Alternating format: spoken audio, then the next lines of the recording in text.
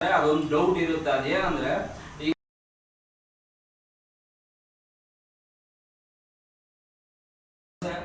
ಒಬ್ಬರು ನೋಡಿದ್ರೆ ಪರವಾಗಿಲ್ಲ, ಅಂತ ವ್ಯೂವರ್ಸ್ ನೋಡ್ಲಿ ಅಂತಾನೆ ನಾನು ಯಾವಾಗೂ ಎಕ್ಸ್ಪೆಕ್ಟ್ ಮಾಡೋದು.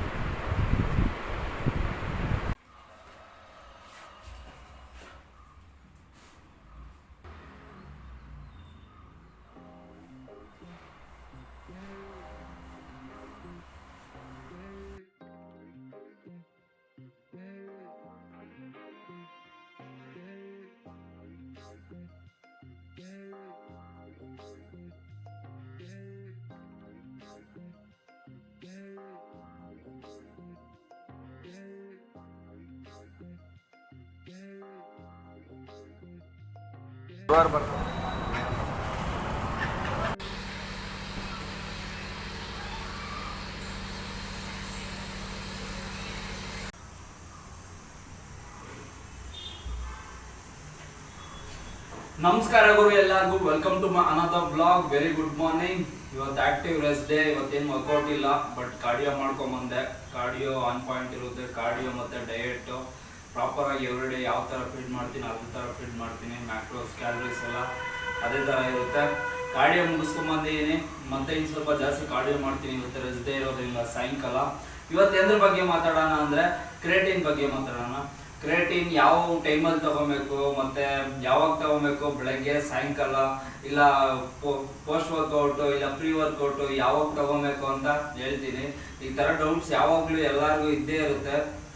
ನಮ್ಗೇನು ಗೊತ್ತಿರಬೇಕು ಅಂದರೆ ಫಸ್ಟು ನಮಗೆ 3 ಎನರ್ಜಿ ಸಿಸ್ಟಮ್ಸ್ ಬಗ್ಗೆ ಗೊತ್ತಿರಬೇಕು. ATP, ಗ್ಲೂಕೋಸು, ಕಾರ್ಬೋಹೈಡ್ರೇಟ್ಸ್, ಗ್ಲೂಕೋಸ್ ಮತ್ತು ಫ್ಯಾಟ್ಸು. ATP 3 ನಮ್ಮ ಬಾಡಿ ಎನರ್ಜಿ ಸೋರ್ಸು. ನಮ್ಮ ಬಾಡಿ ಎನರ್ಜಿ ಪ್ರೊವೈಡ್ ಮಾಡಿ ಇದು 3 ದಿನ. ATP ಅಡಿನೋಸಿನ್ ಟ್ರೈಫಾಸ್ಫೇಟ್ ಮತ್ತು ಗ್ಲೂಕೋಸ್ ಕಾರ್ಬೋಹೈಡ್ರೇಟ್ಸು ಮತ್ತು ಸ್ಟೋರ್ಡ್ ಫ್ಯಾಟು. ಇದರಿಂದ ನಮಗೆ ಎನರ್ಜಿ ಪ್ರೊವೈಡ್ ಆಗೋದು ನಮ್ಮ ಬಾಡಿಗೆ. ಅದು ಕ್ರಿಯೇಟಿನ್ ಅನ್ನೋದು ನಮ್ಮ ನ್ಯಾಚುರಲಿ ನಮ್ಮ ಬಾಡಿಯಲ್ಲಿ ಇರುತ್ತೆ. ಅದಾದಮೇಲೆ ಮಸಲ್ ಬಿಲ್ಡಿಂಗೋಸ್ಕರ ನಮಗೆ ಇನ್ನು ಸ್ವಲ್ಪ ಜಾಸ್ತಿ ಬೇಕಾಗಿರೋದಕ್ಕೆ ಸಪ್ಲಿಮೆಂಟ್ ಆಗಿ ಆ್ಯಡ್ ಮಾಡ್ಕೊತಾರೆ. ಹೋಲ್ ಫುಡ್ಸಿಂದನೂ ಸಿಗುತ್ತೆ, ಸರ್ಟೈನ್ ಅಮೌಂಟ್ ಆಫ್ ಸಿಗುತ್ತೆ. ನಮ್ಗೆ ಎಷ್ಟು ಮಸಲ್ ಬಿಲ್ಡಿಂಗ್ಗೋಸ್ಕರ ಬೇಕಾಗುತ್ತೋ ಅಷ್ಟು ಸಿಗಲ್ಲ. ಅದಾದ್ಮೇಲೆ ಅದಕ್ಕೋಸ್ಕರ ಮಸಲ್ ಬಿಲ್ಡಿಂಗ್ಗೆ ಸ್ವಲ್ಪ ಹೆಲ್ಪ್ ಆಗಲಿ ಅಂತ ಹೇಳ್ಬಿಟ್ಟು ಸಪ್ಲಿಮೆಂಟ್ ಆಗಿ ಕ್ರಿಯೇಟಿನ್ ತಗೊಳೋದು. ಕ್ರಿಯೇಟಿನ್ ಏನ್ ಮಾಡುತ್ತೆ, ಕ್ರಿಯೇಟಿನ್ ತಗೊಳೋದ್ರಿಂದ ATP ಲೆವೆಲ್ ಜಾಸ್ತಿ ಮಾಡುತ್ತೆ, ಬೂಸ್ಟ್ ಮಾಡುತ್ತೆ. ಅದಾಗ ATP ಲೆವೆಲ್ ಬೂಸ್ಟ್ ಮಾಡುತ್ತೆ ಅಂದಾಗ ನೀವು ಇವಾಗ ಪ್ರೀ ವರ್ಕೌಟ್ ತಗೊಬೇಕಾ ಇಲ್ಲ ಪೋಸ್ಟ್ ವರ್ಕೌಟ್ ತಗೊಬೇಕಾ ಅಂತ ಕೇಳ್ತಾ ಇದ್ದೀರಾ. ಯಾರಾದ್ರೂ ಕೇಳ್ತೀರಾ, ಬಿಗಿನರ್ಸ್ ಆದವರು ಯಾರನ್ನಾದ್ರೂ ಕೇಳ್ತಾರೆ. ಅದೊಂದು ಡೌಟ್ ಇರುತ್ತೆ. ಅದೇನಂದ್ರೆ ಈಗ ಪ್ರೀ ವರ್ಕೌಟ್ ಅಲ್ಲಿ ಕ್ರಿಯೇಟಿನ್ ತಗೊಂಡ್ರೆ ಏನಾಗುತ್ತೆ, ನೀವು ವರ್ಕೌಟ್ಗೆ ಹೋಗ್ಬೇಕಾದ್ರೆ ATP ಲೆವೆಲ್ಸ್ ಬೂಸ್ಟ್ ಮಾಡುತ್ತೆ ಪ್ರೀ ವರ್ಕೌಟ್ ಅಲ್ಲಿ ತಗೊಂಡ್ರೆ. ಅವಾಗ ವರ್ಕೌಟ್ ಚೆನ್ನಾಗಿ ಮಾಡ್ತೀರಾ, ಮಸಲ್ ಟೇರ್ ಆಗುತ್ತೆ, ರಿಕವರ್ ಆಗೋಕೆ ಮೈಕ್ರೋನ್ಯೂಟ್ರಿಯೆಂಟ್ಸ್ ಏನ್ ಬೇಕು ನ್ಯೂಟ್ರಿಷನ್ ಮತ್ತೆ ರೆಸ್ಟ್ ಎಲ್ಲ ಕೊಟ್ಟಾಗ ಮಸಲ್ ಬಿಲ್ಡ್ ಆಗುತ್ತೆ. ಆ ಥರನೂ ಹೆಲ್ಪ್ ಆಗುತ್ತೆ. ಅದಾದ್ಮೇಲೆ ಪ್ರೀ ವರ್ಕೌಟ್ ಅಲ್ಲಿ ತಗೊಂಡಿಲ್ಲ ಪೋಸ್ಟ್ ವರ್ಕೌಟ್ ಅಲ್ಲಿ ತಗೊಂಡಿದ್ದೀರಾ ಅಂದ್ರೆ ATP ಲೆವೆಲ್ ನೀವು ವರ್ಕೌಟ್ ಮಾಡಿ ಫಟೀಕ್ ಆಗಿ ಡಿಪ್ಲೀಟ್ ಆಗಿರುತ್ತೆ. ಅದನ್ನ ATP ರೀಸ್ಟೋರ್ ಮಾಡುತ್ತೆ, ಮತ್ತೆ ಅದ್ರಿಗೆ ಎನರ್ಜಿ ಸಿಸ್ಟಮ್ ಆಗಿ ಪ್ರೊವೈಡ್ ಮಾಡೋ ತರ ಹೆಲ್ಪ್ ಮಾಡುತ್ತೆ. ಆ ತರ ವರ್ಕ್ ಆಗುತ್ತೆ. ಅದರಿಂದ ನೀವು ಪ್ರೀ ವರ್ಕೌಟ್ ಆದ್ರೂ ತಗೊಳ್ಳಿ ಇಲ್ಲ ಪೋಸ್ಟ್ ವರ್ಕೌಟ್ ಆದ್ರೂ ತಗೊಳ್ಳಿ. ಈ ಸರ್ಟೈನ್ ಟೈಮು ಅಂತ ಇಲ್ಲ ಕ್ರಿಯೇಟಿನ್ ತಗೊಳಕ್ಕೆ, ಯಾವಾಗಾದ್ರೂ ತಗೊಬೋದು ಕ್ರಿಯೇಟಿನ್. ಬಟ್ ಅದಾದ್ಮೇಲೆ ನೀವು ಈ ಸಪ್ಲಿಮೆಂಟ್ಸ್ ಎಲ್ಲ ಅಷ್ಟೊಂದೆಲ್ಲ ತಲೆ ಕೆಡ್ಸ್ಕೊಳಕ್ ಹೋಗ್ಬಾರ್ದು. ಯಾವತ್ತೇ ಆಗಲಿ ನಿಮ್ಮ ಮೇನ್ ಕಾನ್ಸಂಟ್ರೇಷನ್ ಯಾವ ತರ ಇರಬೇಕು ಅಂದ್ರೆ ವರ್ಕೌಟ್ ಮಾಡಬೇಕು, ಕಾರ್ಡಿಯೋ ಮೇಲೆ ಇರಬೇಕು, ನ್ಯೂಟ್ರಿಷನ್ ಬಗ್ಗೆ ಇರಬೇಕು, ಡಯಟ್ ಓವರ್ ಆಲ್ ಡಯಟ್ ಮೇಲೆ ಕಾನ್ಸಂಟ್ರೇಟ್ ಮಾಡಬೇಕು, ಓಲ್ಡ್ ಫುಡ್ ಮೇಲೆ ಕಾನ್ಸಂಟ್ರೇಟ್ ಮಾಡಬೇಕು. ಯಾವತ್ತು ಸಪ್ಲಿಮೆಂಟ್ಸ್ ತರನೇ ವರ್ಕ್ ಆಗೋದು. ನೀವು ಇದ್ರ 3 ಬಗ್ಗೆ ತಲೆ ಕೆಡ್ಸ್ಕೊಂಡ್ರೆ ಯಾವಾಗ್ಲೂ ಯಾರೋ ಏನೋ ಹೇಳಿರ್ತಾರೆ ಅಂತ ಹೇಳ್ಬಿಟ್ಟು ಅದನ್ನೇ ನಂಬಕ್ ಹೋಗ್ಬಾರ್ದು. ಯಾವ್ದು ನೀವು ನಾಲೆಜ್ ಗೇನ್ ಮಾಡ್ಕೊಬೇಕು. ಯಾವತ್ತೇ ಒಂದು ವರ್ಕ್ ಮಾಡ್ತಾ ಇದ್ದೀರಾ ಅಂದ್ರೆ ಅದ್ರ ಬಗ್ಗೆ ಆದ್ರೂ ತಿಳ್ಕೊಂಡಿರ್ಬೇಕು. ನೀವು ಬೇರೆದೆಲ್ಲ ತಿಳ್ಕೊಂಡೇ ಇದ್ರು ಒಂದು ಟಾಪಿಕ್ ಬಗ್ಗೆ ಇಲ್ಲ ನಾವು ಏನು ಮಾಡ್ತೇವೆ ಅದ್ರ ಬಗ್ಗೆ ತಿಳ್ಕೊಬೇಕು. ನಮ್ಗೆ ಎಷ್ಟು ಬೇಕೋ ಅಷ್ಟಾದರೂ ತಿಳ್ಕೊಬೇಕು. ಅದ್ರ ಬಗ್ಗೆ PhD ಮಾಡಬೇಕು ಅಂತ ಏನು ಬೇಕಾಗಿಲ್ಲ. ನಾವು ಏನು ಮಾಡ್ತಾ ಇದ್ದೀವೋ ಅದ್ರ ಬಗ್ಗೆ ಆದರೂ ತಿಳ್ಕೊಬೇಕು. ಈಗ ನಾವು ವರ್ಕೌಟ್ ಮಾಡೋದ್ರಿಂದ ಎಷ್ಟೊಂದೆಲ್ಲ ಬೆನಿಫಿಟ್ಸ್ ಇದೆ ಅಂದರೆ, ಇವಾಗ ವರ್ಕೌಟ್ ಮಾಡಬೇಕಾದ್ರೆ ಸ್ಟ್ರೆಸ್ ಲೆವೆಲ್ ಕಮ್ಮಿಯಾಗಿ ಕೊರ್ಟಿಸಾಲ್ ಲೆವೆಲ್ಸು ಕಮ್ಮಿ ಆಗುತ್ತೆ. ಆಗ ವರ್ಕೌಟ್ ಮಾಡಿದಾಗ ಆ ಡೋಪಮಿನ್ ರಿಲೀಸ್ ಆಗುತ್ತೆ. ಡೋಪಮಿನ್ ರಿಲೀಸ್ ಆದಾಗ ಏನಾಗುತ್ತೆ, ಏನಾದರೂ ಒಂದು ಹೊಸದಾಗಿ ಸ್ಟಾರ್ಟ್ ಮಾಡ್ಬೇಕು, ಏನಾದರೂ ಮಾಡಬೇಕು ಅನ್ನೋ ಕ್ಯೂರಿಯಾಸಿಟಿ ಜಾಸ್ತಿ ಇರ್ತದೆ ಡೋಪಮಿನ್ ರಿಲೀಸ್ ಆದಾಗ ನಮ್ಮ ಮೈಂಡಲ್ಲಿ. ಆವಾಗ ನಾವು ಏನಾದರೂ ಹೊಸ ಸ್ಕಿಲ್ಸು, ನಾವು ವ್ಯಾಲ್ಯೂ ಆಡೆಡ್ ಸ್ಕಿಲ್ಸ್ನ ಬಿಲ್ಡ್ ಮಾಡೋಕ್ಕೆ ಇಷ್ಟೆಲ್ಲ ಬೆನಿಫಿಟ್ಸ್ ಇದೆ. ಯಾರೋ ಒಂದು ಹೇಳ್ತಾರೆ ಅಂದರೆ ಹಂಗೆ ಟಕ್ ಅಂತ ಹಂಗೆ ನಂಬಿಡ್ಬಾರ್ದು. ಅದರಲ್ಲಿ ಏನಿದೆ ಅಂತ ನಾವು ಮಾಡ್ತೀವಲ್ವ, ಅದ್ರಾದ್ರೂ ತಿಳ್ಕೊಬೇಕು. ನಾವು ಒಂದು ಪರ್ಟಿಕ್ಯುಲರ್ ಟಾಪಿಕ್ ಬಗ್ಗೆ PhD ಮಾಡದೇ ಇದ್ರೂ ಪರವಾಗಿಲ್ಲ, ನಾವೇನು ಮಾಡ್ತಾ ಇದ್ರೆ ಅದನ್ನಾದ್ರೂ ತಿಳ್ಕೊಬೇಕು. ಬೇರೆಯವ್ರು ಹೇಳಿದ್ದೆ ಏನೋ ಎಲ್ಲ ತಲೆ ಕೆಡಿಸ್ಕೊಳಕ್ ಹೋಗ್ಬಾರ್ದು. ನಮ್ಗೆ ಏನು ಬೇಕೋ ಅದನ್ನ ಮಾತ್ರ ತಗೊಬೇಕು. ಇವಾಗ ಎಷ್ಟೋ ಜನ ಅವ್ರಿಗೆ ಏನೋ ಗೊತ್ತಿರಲ್ಲ, ಅವ್ರಿಗೆಲ್ಲ ಗೊತ್ತಿರೋರ್ಗಿನ ಚೆನ್ನಾಗಿ ಹೇಳ್ತಾರೆ, ಅದನ್ನ ನಂಬ್ತಾರೆ. ಇವಾಗ ಏನೋ ಒಂದು ಅಷ್ಟೆಷ್ಟು ತಿಳ್ಕೊಂಡು ಅಲ್ಲಿ ಏನಿದೆ ಅದನ್ನ ತಿಳ್ಕೊಂಡು ಹೇಳೋರು ಯಾರು ನಂಬಲ್ಲ. ಅದರಿಂದ ನೀವೇನೇ ಬೇರೆಯವ್ರ ಹತ್ರ ಕೇಳಿರ್ಬೋದು, ಅವ್ರು ಥಿಯರಿಟಿಕಲ್ ಆಗಿ ಹೇಳಿರ್ತಾರೆ.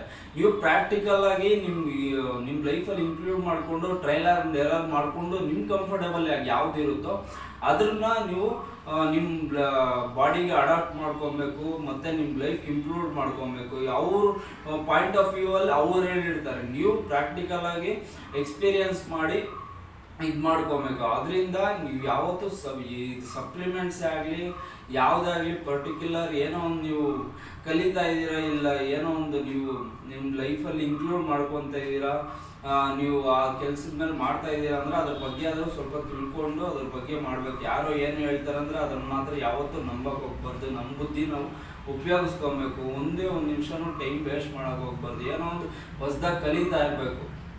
ಇದು ನಂಗೆ ಹೊಸ ಸ್ಕಿಲ್ ಆ್ಯಡ್ ಮಾಡ್ಕೊಂಡು ಇದೊಂದು ಡಿಸಿಪ್ಲಿನ್ ಬಿಲ್ಡ್ ಮಾಡಿದೆ.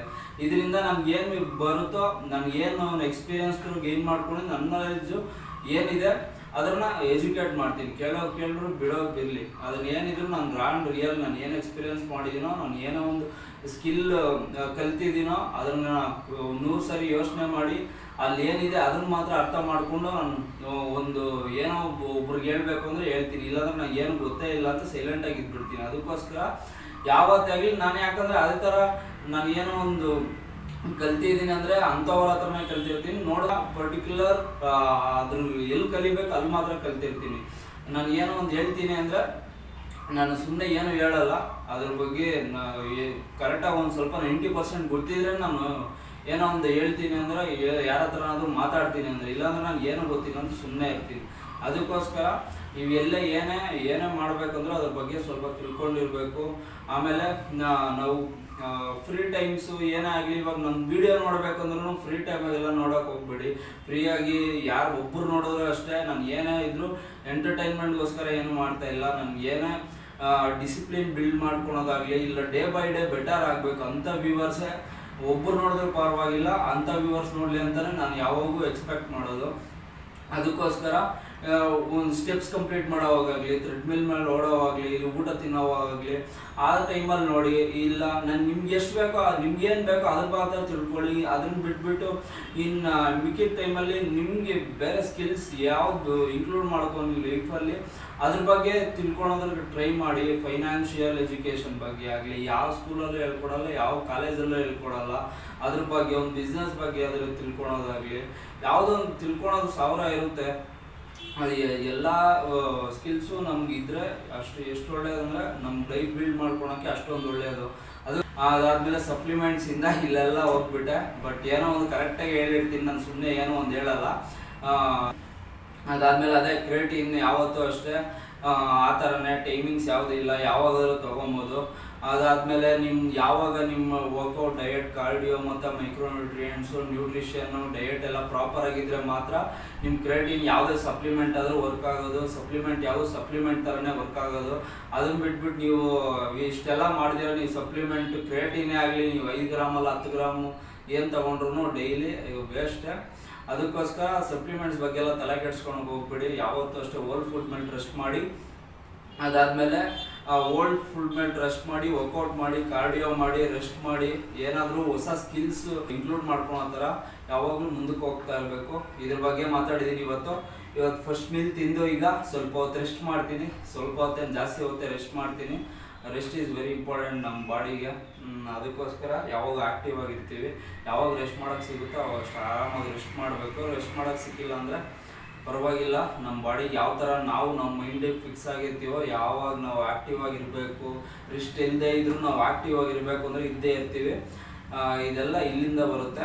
ಅದಕ್ಕೋಸ್ಕರ ಈ ಗೇಮ್ ಒಂದು ತಿಳ್ಕೊಂಡ್ರೆ, ಈ ಗೇಮ್ ಒಂದು ಯಾವಾಗ ತಿಳ್ಕೊತೀರ, ನಮ್ಮ ಬಾಡಿ ಮೇಲೆ ನಾವು ವರ್ಕ್ ಮಾಡ್ತೀವಲ್ವಾ, ನಮ್ಮ ಬಾಡಿ ಮೇಲೆ ನಾವು ವರ್ಕ್ ಮಾಡಿ ಒಂದು ಸರ್ಟೈನ್ ಲೆಸ್ ಬಾಡಿ ಫ್ಯಾಟ್ ಪರ್ಸೆಂಟೇಜಿಗೆ ಬಂದು ನಮಗೆ ಏನು ಸಿಗಬೇಕು ಅದು ಡೆಫಿಸಿಟಲ್ಲಿದ್ದು ನಮ್ಮ ಕಣ್ಮುಂದೆ ಇದ್ದು ಸಿಗದೇ ಇರುತ್ತಲ್ಲ, ಆ ಪೇಯ್ನ್ ಆವಾಗಲೇ ಅವಾಗ ಏನೇನು ಲೈಫ್ ಲೆಸನ್ಸ್ ಬೇಕೋ ಅದೆಲ್ಲ ಕಲ್ತಿರುತ್ತೆ. ಅದು ಏನು ನಾನು ಏನು ಹೇಳ್ತಾ ಇದ್ದೀನಿ ನೀವು ಎಕ್ಸ್ಪೀರಿಯನ್ಸ್ ಮಾಡೋವರೆಗೂ ಗೊತ್ತಾಗಲ್ಲ.